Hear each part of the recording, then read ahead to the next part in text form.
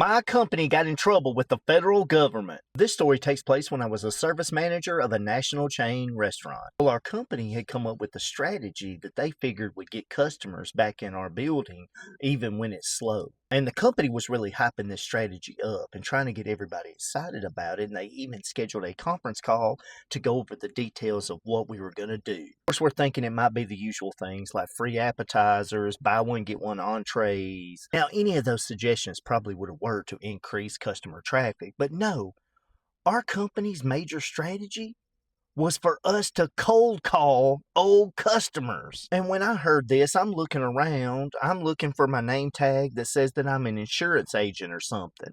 Because cold calling is not what restaurant managers should be doing. They let us know within the next day or so we were going to get an Excel spreadsheet that contained over 500 customers' phone numbers that had made reservations with our company. They wanted the service managers to take this spreadsheet and contact every single person on this list. No, we weren't going to offer them any incentive for coming back.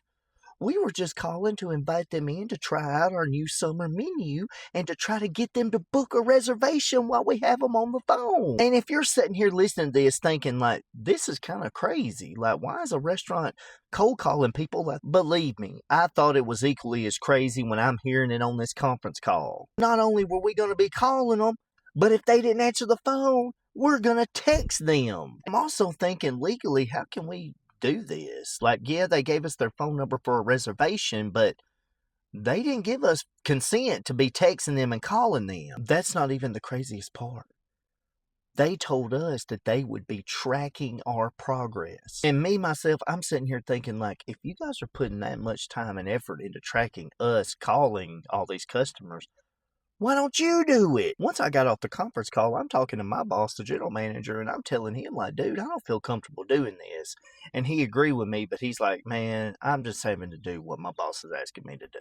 And I'll be honest, I did attempt like maybe 5 or 6 of them. I called, didn't get an answer, and the ones I did get an answer on yelled at me and asked me why in the hell I was calling them. So after I've been cussed out twice already, I decide, you know what? How are they going to track me calling this list? So I'm just going to tell my boss that I'm doing it, even though I don't feel comfortable doing it. So a week passed by, and my boss and my district manager asking me where I'm at on progress on this 500 customer list. And I tell them, oh yeah, I'm about halfway done with it. Report through email that basically only shows me calling less than 25% of the list. And I'm sitting here arguing with my district manager like, well, how do they know how many people I've called? Well, here's how they were tracking.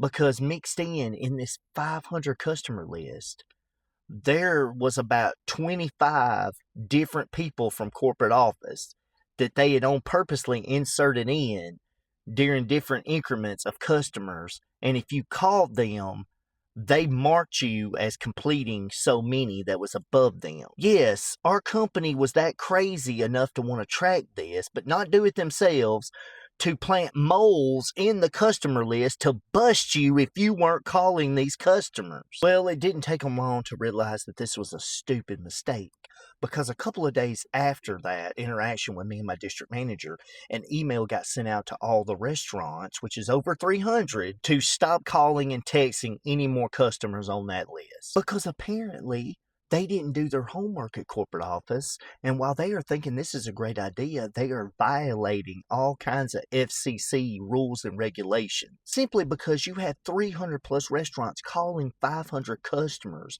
and bothering them and harassing them and texting them. And our company had to pay, I don't know what the fine was, but they got fined hard and had to pay it. One thing I learned out of all this was I would not be a very good insurance salesman.